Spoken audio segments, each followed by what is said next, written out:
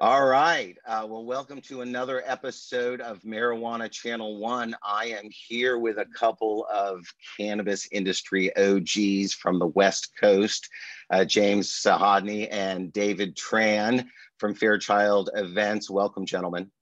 Hey, thanks for having us, David. How you doing, Dave? I'm thrilled to have you guys.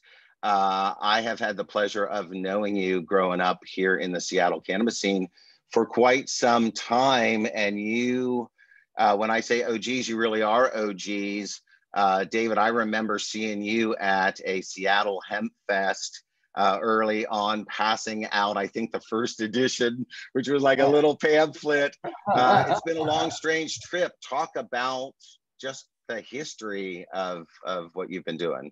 Wow, and that was 10 years ago when we passed out our first magazine. And it's fortuitous that it was Hemp Fest because that's really where I first got into the community back in '94 when I went to my first Hemp Fest. So it certainly was special to be able to pass out our first one. And when we first thought about the idea, it really was to serve a need. I mean, it was very early in the medical days, and I opened a medical shop over in Ballard and realized there just wasn't a lot of education, but there wasn't a lot of places and resources for me to advertise my business. So we knew there was something there. And one of the first phone calls I made was to James here, who we've known each other for 20 years back in the bar industry. And yeah, that's right. So you're really, I think of you guys as cannabis OGs, but really you're event OGs. You started out in the bar and club promotion business. David, if I'm correct, you were a bartender before there were bud tenders. You were a bartender, and James, you were a DJ, right?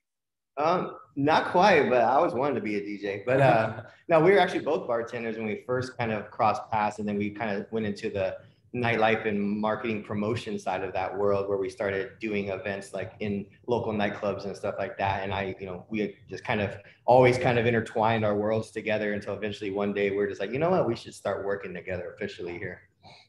And you started, you created something. I mean, your promotions, you created a notion of the golden ticket, which was really taking a traditional nightclub venue and turning it into a special occasion by curating the attendees as much as the event. I mean, besides Willy Wonka, where that concept come from? That was a great little description there, David. Nice, very well said.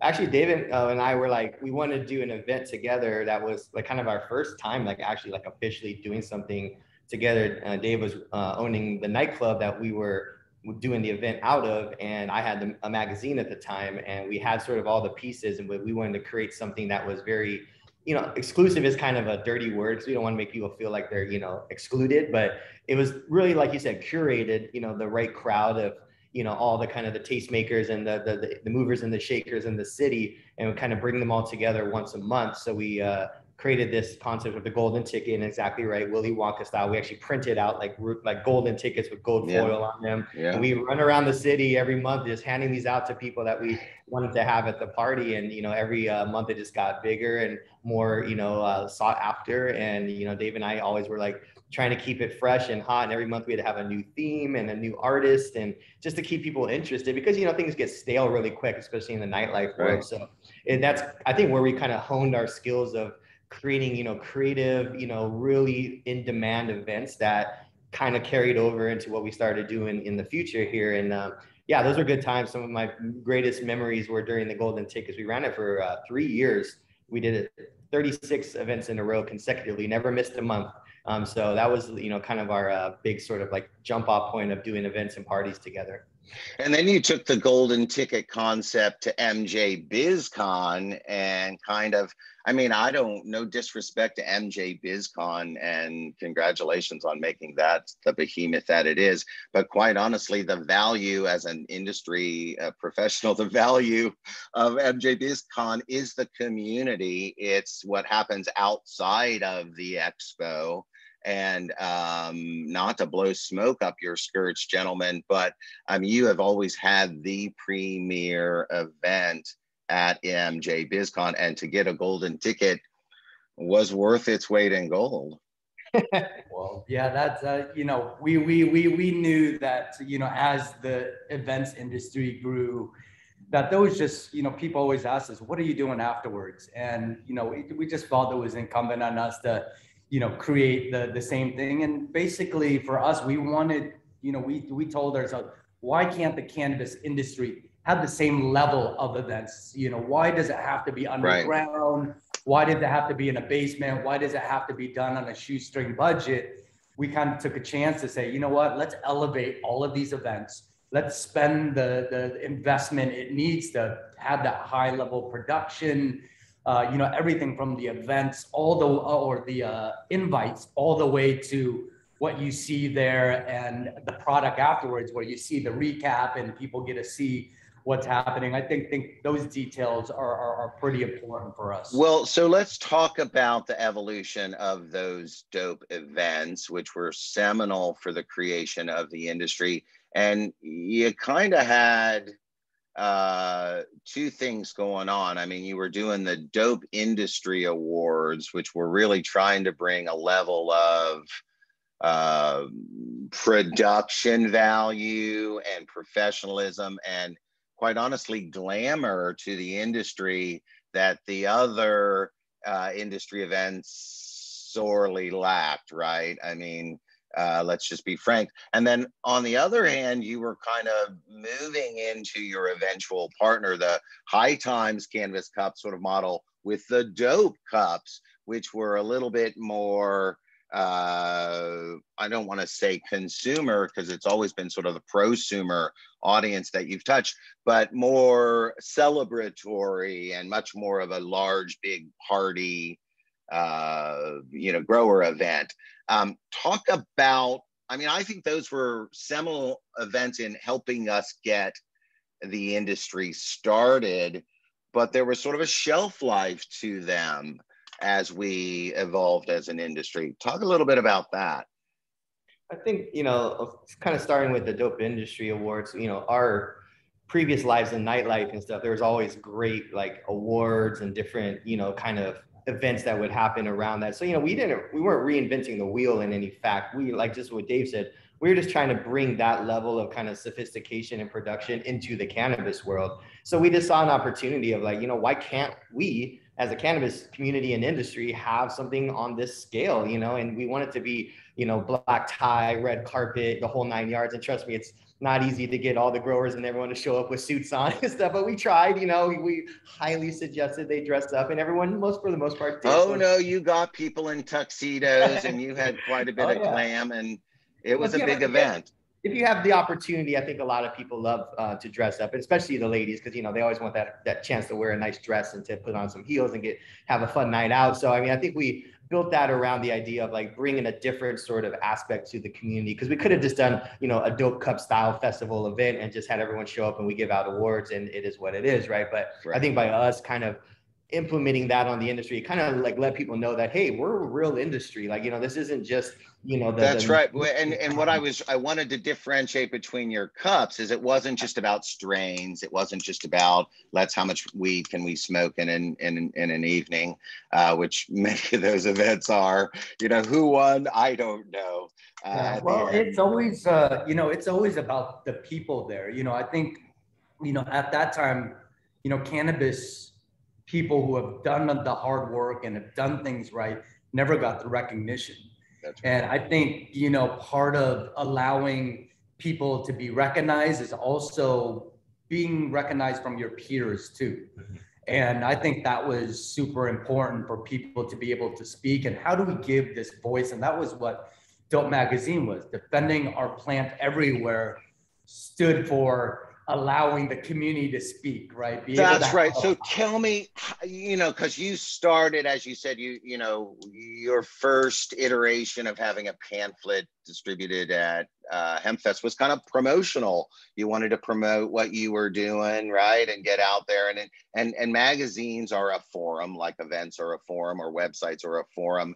But Dope became much more than that.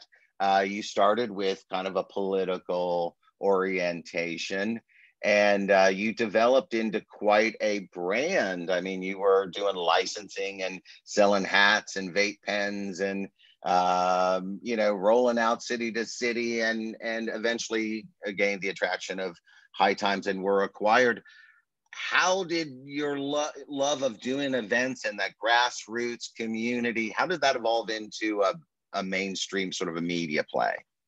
Well, I just want to kind of touch on the brand aspect, because, you know, when we kind of started forming the company, I, you know, took on a role of making sure the brand was always, you know, a very, very important part of our business. And, you know, we did start with the mayor of Seattle on the cover of our first magazine that we were handing out at HempFest. That's right. So we had that initial kind of like, okay, these guys are like coming out hot, you know, because we put the word dope over top of the mayor of Seattle's face on the cover.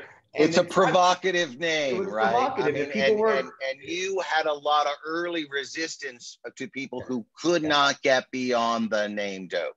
Yeah, and it was almost a blessing in disguise, because it was the fact that you create a little controversy, and, you know, we didn't come out with the idea of it being like super controversial, because in our world, the word dope means cool and good and awesome and, you know, all those, you know, connotations. But in, you know, some people's minds, it means, you know, like another word for heroin or like a bad slang word for cannabis. So we came out with like, this is kind of the new era of like the cannabis, you know, world. And, you know, using the word dope was very controversial at the time, probably not so much now in the time now, but I think that was kind of the brand we wanted to create, was something that people can get behind, and it stood for something. And, you know, having the acronym of defending our, well, originally it was defending our patients everywhere. And then, because you were medical, right? Back when you started, that was the gig. Yep. And then, of course, it, you know, evolved into defending our planet. You know, we had a lot of the 502, I mean, we could get granular. I don't want to go all the way down there, but we could get granular. The 502 was kind of a moment of come to Jesus for you guys and some of the competitors. You know, it was, will we embrace 502 or not? And because the medical community was very insular, very insider, and issued any kind of commercial orientation, which you guys ultimately chose for the, you know, for the commercial path. Yeah. And we had you know, that's where cannabis was going. I mean, if our goal was to have cannabis be available to everyone, you knew you'd have to go through some hurdles and things had to change. And, you know, I'm a legacy guy too. You know, I've been risking my freedom for years to smoke this plant and share it, and to make sure everybody got it around me, right? The best cannabis. So we took our risk back in the day, but we knew if it was gonna, you know, really reach its destiny and where it needed to go, that we're gonna need to put rules, laws around it, and be able to have some sort of, you know, to me, structure to be able to do it. So, you know, we supported, you know, from a magazine point of view, we wanted to actually share the news. So if it was, at that time, there was political sides being chosen, we decided that, you know, we're not going to really take a stand. We're going to present all of the evidence here, who supports what, and then you decide what. Well, but more than that, you helped educate and build a consumer marketplace, because Dope Magazine was the place where you could go and see high quality photographs, 4-color glossy printed of the product, of the strains, of the players. You couldn't always see that, right? I mean, in the early days, most people had never been to a dispensary, had never been inside a store, didn't know what you were talking about when you saw these names come out. So you became sort of a way that we started to look into it. And then as those early players, you know, you gave voice, you allowed industry folks to write their columns and to tell their stories. And so that was, you know, I mean, that was super valuable as we were building the industry, for us to get to know who all of us were and what we were doing and how we could work together. Yeah.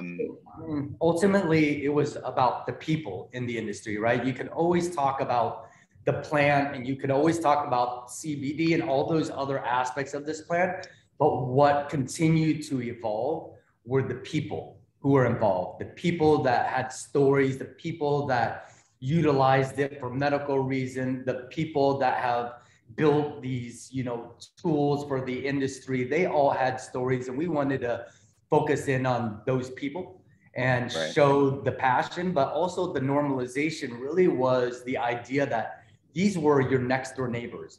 These were not just people that, you know, were stereotyped as cannabis people. Right. They were certainly your next door neighbors. And as more people felt comfortable coming out, it kind of said, you know what? Wow, that person is very much like me, and I'm okay with it because they're not what we expect for a quote unquote cannabis. A doper. Yeah. So do you think that you won? I mean, did you win that political war? Did we win the culture wars? Did we normalize cannabis? Well, I think it's a long road, right? It's not something that happens overnight. And you know, while we did our best to do it, we are continuing to do it every single day as we speak. Is that still part of the Fairchild mission? You still have sort of normalization? Because I want to go. Let's drill down. And I still want to hear the dope. You got to tell me about the High Times sale and how that went, and you know, so, you know, let's talk about that. So you built, you know, arguably, you know, one of the most valuable media brands in cannabis, the old school High Times, which had gone through a number of ownership iterations and was looking to go public. And so building their portfolio, they saw you as a natural, valuable asset. I think they also saw that you had a strong event arm and that you had a strong B2B arm where they had made their name really in consumer-oriented cannabis events, which were going away because of regulation. They were no longer going to be able to host those things. So I looked at it from a strategic standpoint that, man, you guys had a whole lot of value to them. And then, you know, they sort of stepped on their tail, if you will, in terms of going public and shut down a valuable brand, and you along with some others. And so it's kind of heartbreaking, and yet in many ways not unexpected. Tell me, you know, what a fucking ride that was, huh? Yeah, well, that was an interesting ride. I mean, building a company like ours, like there was so many arms, and we couldn't tell you how many intricacies there were for building that. And when you're building something that is growing that fast, one of the tools you always need in the resources, you always need money, you always need support. It's constant building as you're moving into different states. And it's not like we could build like one magazine, because each state were just, you know, they were regulated. Different players, different regulations, different environments. Yep. Different competitors, media-wise.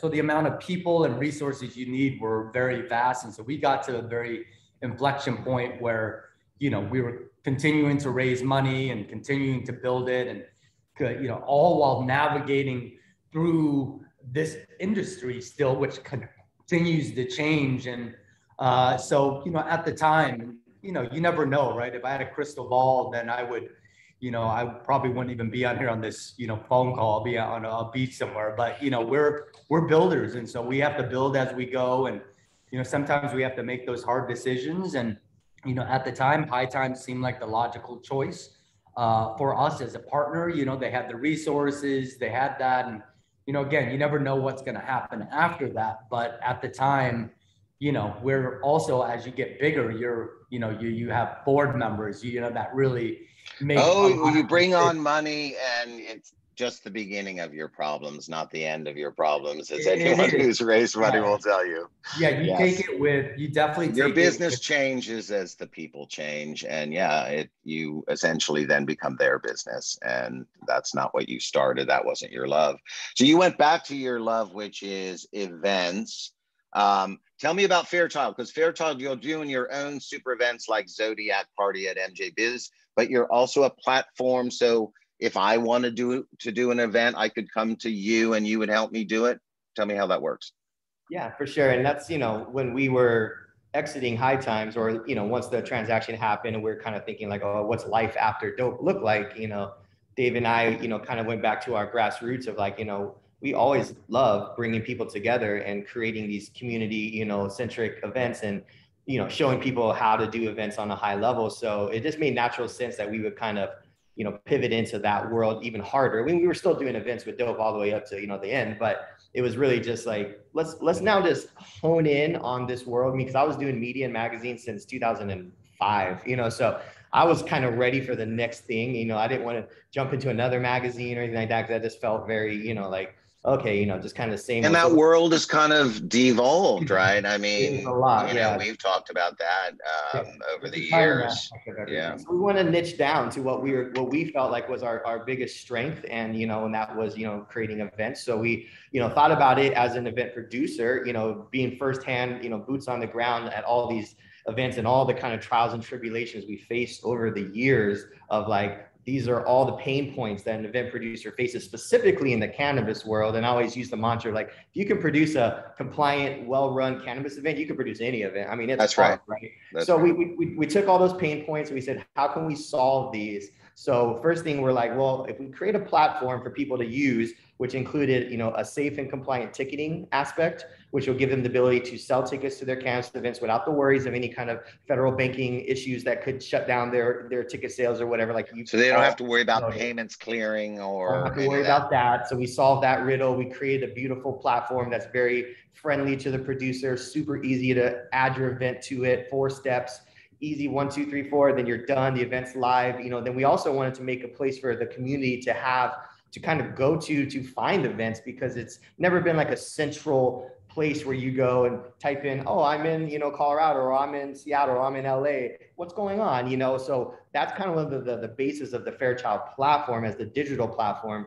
Then essentially, we also still love producing events. So we didn't want to leave that behind as well. So we created a way for us to produce our own events like the Zodiac party and whatnot, but we also wanted to have a way for us to lend our services to other people when they're trying to navigate this world. You sort of, using your own solution, right?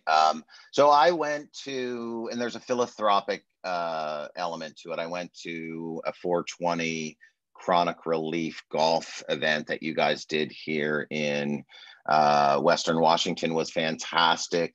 Was super impressed with number one, the fact that everyone in the cannabis community after 2 years of sitting on the couch is ready to get out and mingle. But two, just the quality of the experience, the coming in, the buying the ticket, the getting greeted, the setup, the finding, everything at your events is really professional. And coming from a corporate background, those kinds of things are expected, but in cannabis you learn to sort of accept second rate. And I guess I would suggest that part of your brand value or personality really is kind of the top notch, sort of the upscale. Would you agree to that? Yeah, and I think it's important because for us, sponsors really help support it, and we need to give them the best value possible. We want them to have the deliverables and the reputation and because it's their reputation. They put a name on a party. If it doesn't go off right, a lot of times it reflects poorly on them. So we take it very seriously when it comes to making sure that it's professional, that it's compliant. Given that COVID was still around, we wanted to do an activity that was outside. And that was well received, right? People dig. I mean, Canna Golf, not naturally associated, really is a natural fit, right? Yeah, and it's the same thing with our Zodiac party, knowing that, there's some unknowns of what's going on at the very end, to have the event outside, I think is super important. And thank goodness, MJ Biz moved up to October, which is still really beautiful in Las Vegas. So, yeah, in Vegas is beautiful. So tell me about the Zodiac party. It's going to be huge. You're going to have, tell me the event, tell me the concept. James, what's the creative vision behind Zodiac? And then tell me sort of what will we expect when we all converge on, if we're lucky enough to get our ticket.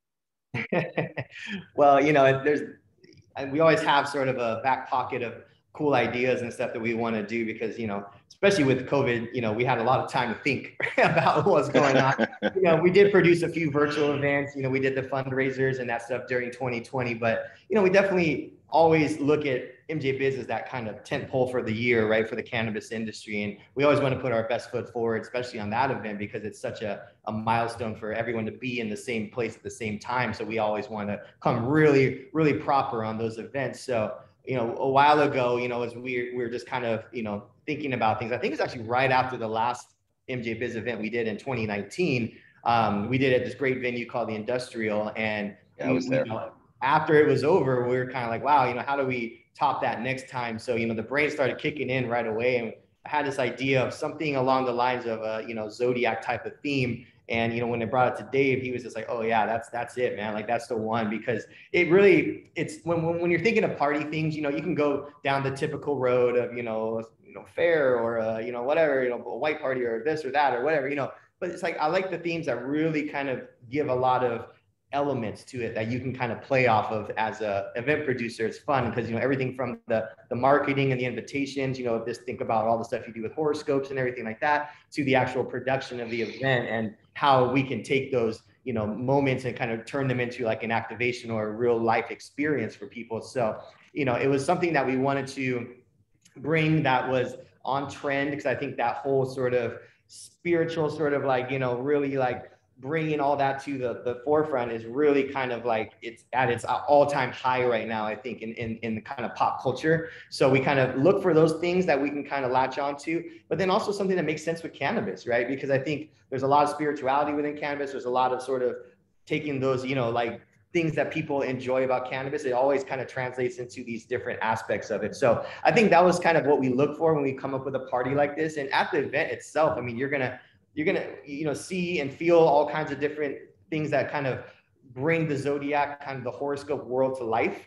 I don't want to give away too much because, you know, we got to. You always do the projection lights. I'm going to suggest we're going to have those. That's always been a part of your parties. You also have super cool rooms where network and super cool goodie bags. Sponsors, who are your big sponsors? Are there still sponsorship opportunities available? Tell me about who can we give a shout out? Who you working with on this one? Well, we're super proud to have Sensi as our title sponsor. And so they're doing some extremely exciting things right now. Them too, you know, as a magazine, they needed to evolve over the last year and a half. And, you know, me and Ron have become pretty good friends, and, you know, just their big turnaround and their resilience is just incredible. So yeah, expect them to have a huge activation there. Some of the other sponsors, we have a whole bunch of different, a nice variety of sponsors, you know, accounting companies, My Cannabis Accountant with Harry there. And yeah, First Federal Bank, which is, you know, one of the first banks. They're trying to come out to sponsor a cannabis event as a bank. That's a big deal. You gotta love it. Yeah, this is that normalization part that we're talking about, is like when you start to see big federal banks like that come in, you start to see the change. And we have Omni Merchant Service, we have Blunt Bowls, you know, people trying to create some really new and cool things like the Blunt Bowl, Cult of Allah, a Seattle favorite here. Yeah, for sure. They're doing business pretty much everywhere right now. We have Infusing. And they were tied in with your golf event in Mulphy. Absolutely. Infusing, the 100-year company called Baker Perkins, getting into the cannabis industry through edible machines. See, interesting. Nano emulsion technology, which is, it's all the big CPG. And it requires a certain level of scale to get that kind of production. And now that's coming online. And look at the size of our industry. We're bigger than ice cream. Can you believe that? Isn't that crazy? I mean, when I was building our deck a long time ago, we were like, oh, it's going to be a $20 billion industry in 2022. And we surpassed that. We thought that was obnoxious. Everybody was I think I interviewed you back at one of these things in maybe Denver or something, and that's the pull quote underneath, is that we're saying, 2022 there's going to be 20 billion, and you're like, I think they did that in Illinois and Michigan combined last year. It's just insane. And yeah, and so talk about the nationalization as well. MJ Biz is kind of, you, like I said, I think of MJ Biz as kind of one of your events, right? Because I go to the parties and see my friends and don't spend a whole lot of time looking at extraction machines, you know. But what about markets like Michigan or Illinois or New York or New Jersey that are coming online? These huge markets. What's Fairchild's approach there? Where will we see you? Well, to me, it's super important. And that's why the event is super important, because everyone's coming down there for a different reason. Whether you're looking for partners, whether you're looking to raise capital, whether you're looking to meet some clients that you have been working with a long time, or new clients. I think everybody serves a different purpose. And for us, that's why those networking parties are super important, because you have only a certain amount of time when you're down there, and it includes meetings, it includes, you know, taking a walk on the floor, but ultimately at the end, how are you doing business, right? And so I think like giving people the opportunity at these networking events to then break bread. This is really where, you know what, are we compatible with each other? And people don't want to be distracted by throwing a party at a big hotel room where it's not even compliant. They're going to spend $10,000-$15,000 to do it, and they're going to get 50 people in that room. Well, and the problem is there's just too many damn parties and not enough time. And so at the end of the day, you see some wonderful folks who threw interesting parties, but people just couldn't get to them, right? And that's always the deal, is which parties are you going to get to? And there's always, you know, 2 or 3 or 4 that you must go to, and you have to figure out, well, when am I going to go to you know, the dope party? When am I going to go to your party? Is that at the, you know, it's never the beginning. You want to kind of end up there, and you get a phenomenal crowd and always a good scene. And so you still had, let's go back to the sponsor thing. You also were like allowing people to get a booth if they wanted to have sort of a space. Are there any left out? Did you sell out? What's the scene? Yeah, well, I wanted to also give a shout out to a couple of the other sponsors. I mean, Canatrack Technologies, Safe Reach, their digital marketing company. They were with us in 2019, amazing company. And also New Leaf, a publicly traded company that, you know, is looking to expand. So everybody, like you can see, everyone has a different purpose of being there. And right now we do have 2 more sponsors left. You know, again, opportunity to have a turnkey event. Let us bring 2,000 people there, not 50 people for you. Let's go ahead and produce it for you, so you don't have to be distracted and take your team off of target while you're down there, because there's a lot to do down there, and planning for a small mixer is very difficult. So we want to take all that away. And this year, what we've done different too is that we've created some VIP cabanas. That's right. That's what I was talking about, because those are kind of cool. So if you are down there with your crew and you're entertaining some prospective partners, or, you know, really getting to know teams that you'll be working with, because we're also virtual these days. What a great idea, and really, you know, pretty affordable when you kind of amortize it across. So tell me what a cabana goes for, and where I go if I want to get one of those. Yeah, so the cabanas are, you know, real like the you know, like easiest way to get into the party, in the sense of you get your own space, you get your own area, you get 10 tickets to bring your team, you get, you know, complimentary drinks and food, and everything is a part of it.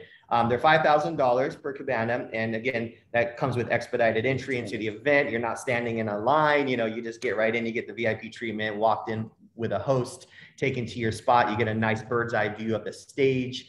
We are going to have some live performances this year, which we didn't have in previous years. So we wanted to kind of amp up the experience there. So I just really kind of like giving people another way to, I guess, kind of go on a higher, level of experience in the event. And really it's a nice way to kind of bring either, treat your team to a nice night because they've worked their butts off for the last, however long, or, use it as a great opportunity to, bring your clients in, or to, network with some new people that you maybe want to kind of schmooze a little bit. So there's a lot of different uses. And it's always cool to say, where will you be? Oh, we got our own cabana. Just, meet us at the end. We'll be there. Everybody's meeting there.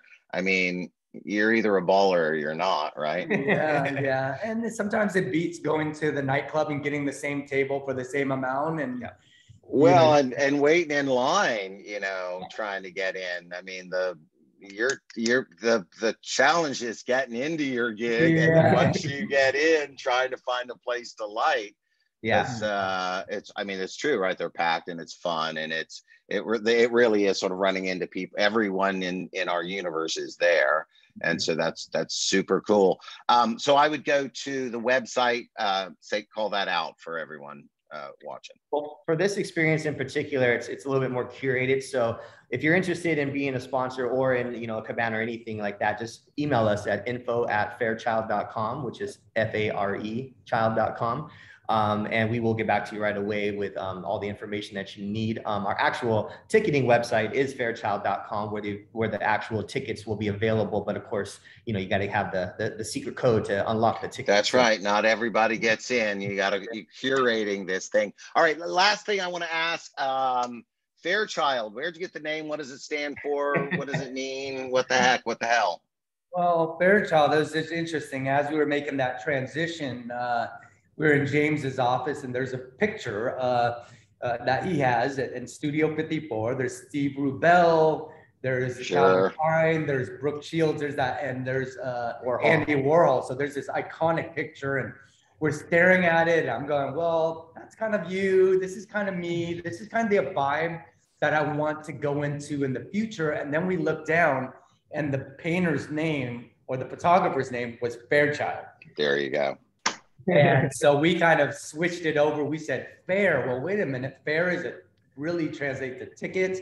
Fare is food. Fare is like a lot of different things. And so we kind of made that small tweak, and it really just stuck. And we didn't really go for the traditional branding of everybody else. We went with a little more look here, and we're off. You got to live the brand. So that's what we. No, I love it, and I'm glad I asked the question. They always say, as a lawyer, don't ask questions you don't know the answer to. I didn't know the answer, and someone had asked me, well, what did Farechild? And I'm like, I have no idea. That's exactly what we want. We want that, like, what is this? Because it creates conversation. It creates, this opportunity to tell a fun story. So I think that's half the reason. Well, you are the masters of creating conversation, of networking, and creating buzz. So thank you, gentlemen, for all you have done for the industry. Congratulations on what is truly a successful brand journey that is, I'd say, mid-arc, man. You haven't even peaked yet, So I am super excited about seeing what you do at MJ BizCon, and really seeing what the future portends for Farechild and David and James. So thank you for all you do, and thanks for your time. Well, thank you, Dave. And of course, you have a ticket as well as anybody you need. So I appreciate it, brothers. Okay, thank you again. We'll chat soon. All right, Dave. Bye. Cheers.